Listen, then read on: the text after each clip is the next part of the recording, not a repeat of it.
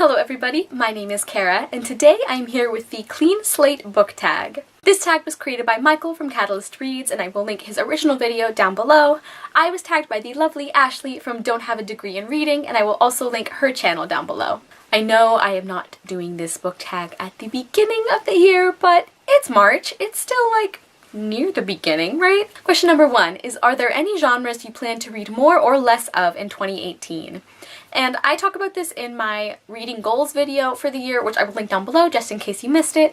But I really want to get more into reading nonfiction because I found a few nonfiction books that I really loved, and that's sort of a genre or a kind of book that I was used to thinking I didn't enjoy. And I also want to sort of bring back my love for some other genres that I tend to think of as my favorites, but that I don't really pick up as often as I should. So things like historical fiction that I have always loved, but like I said, don't always pick up. Number 2 is, are there any books you have recently read that changed or challenged some of your own philosophies and beliefs? And I'm going to go with a really recent read, and that is Princesses Behaving Badly by Linda Rodriguez McRobbie. And that book was just, it was so much more than I was expecting. You know, I was hoping to love it. It's a bunch of stories about interesting or powerful women from history that have pretty much had the sugarcoating taken off them as much as is possible. And I loved that book, and I really do think that it challenged some of my internalized beliefs about women, because even though I strongly identify myself as a feminist, I think that all of us do sort of have a tendency to take at face value stories about women that are written by men in the past. You know, there was an ulterior motive when these ancient philosophers or ancient historians were writing about powerful women. Like, of course they would try to make them sound evil or, you know, misguided or stupid or vapid or, you know, any of these many things. I think this book really reminded me how much of history is based off of the perspective of the writer. And that doesn't just go for women's rights, that goes for race and sexuality and all of these other important issues that we are still struggling with in our world today. So yeah, I would definitely recommend that one as a way to challenge or even just to remind you of some of the things that you thought you had already accepted about the world we live in. Number 3 is, who would you recommend for a newbie to watch? I think a lot of that depends on what you want your channel to be, or, you know, the kind of person that you are drawn to and that you sort of want to like have the same sort of feel as their content. So I think it's hard to recommend just like one person for everyone, but someone that I really enjoyed, and she's not like a small booktuber, I would say she's a medium booktuber, but one of the first people that I really started watching and loving was Misty from the Book Rat, or Book Rat Misty. And before I really got into the small booktube community, which I love, she was really one of the people who inspired me to try and start my channel, you know, like, because her videos, like, she had such high quality discussions, but she also had like a very relaxed and kind of laid back attitude about her videos, you know, like it wasn't all those like intimidating like high-tech cameras and lighting and backdrops. Like, not to say that her backgrounds aren't good, because they really are. She had like a very approachable feel to her content, and it was really nice for me to see that, because, you know, I, like a lot of us, I think I started out watching a lot of the really big, like, fancy booktubers, and that can be kind of intimidating when you're trying to compare yourself to those people who have been doing this for so long. So to find Misty's channel and to see her as a successful booktuber who had still sort of retained some of that interactiveness and friendliness and just the whole like relaxing, comforting feel of her videos, and the fact that she always has well thought out content, really inspired me. Number 4 is, do you have a reading book bucket list?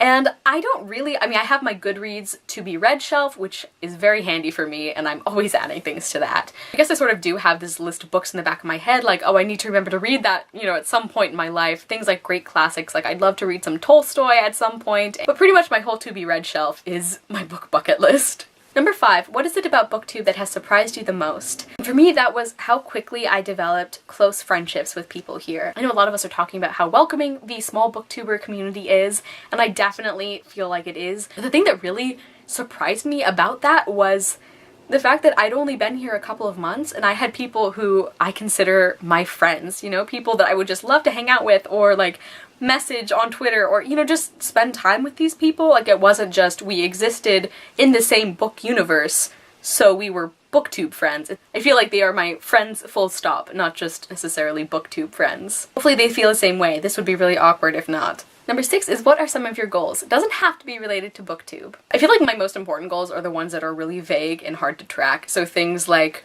being happier and being more confident and just sort of like stressing out about life less if I can. As far as booktube goes, just continuing to enjoy myself and make content that I'm proud of. And of course to keep reading. That's a given. Number 7, if you could meet, dead or alive, any writer, artist, or musician, who would they be? I tried to think of a more interesting answer for this, but I think I'm gonna have to be boring and go with William Shakespeare, because I've got to ask him, what is up with the ending of Taming of the Shrew? What's the deal, Will? Like, how are we supposed to take that? I need answers. Number 8, would you rather have your life written by your favorite author or be portrayed in a movie by your favorite actor/actress? Definitely, I would rather have my life written by my favorite author. Probably that would be Frances Harding. I just love the way that she tells stories and the way she draws her characters, and especially I love the way that she can make ordinary people into fascinating main characters, because I am pretty ordinary. My life is pretty ordinary, so I think if there's anybody who could handle turning that into something worth reading, it would be her. Plus, I definitely enjoy some movies, but if you have a really awful, boring script, even if you've got like an amazing actor, there's a limit to what they can do with that. You know, you might not end up with a great movie. Number 9, what are some of the challenges you have had to overcome or would still like to improve upon in regards to your channel? And for me, the biggest one is being happy and content with what I'm doing and not comparing myself to other people. You know, like the whole demonetization thing and all of that, like the fact that we more than ever have to measure how much value we have as a channel based on numbers.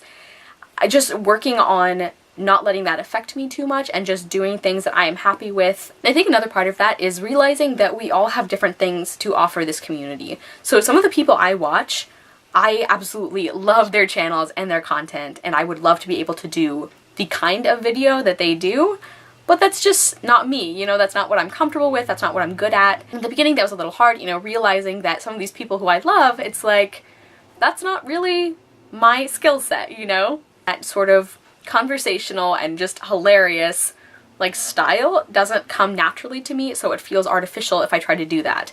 So that's not my skill set, and that's okay, you know? My talents lie in other areas.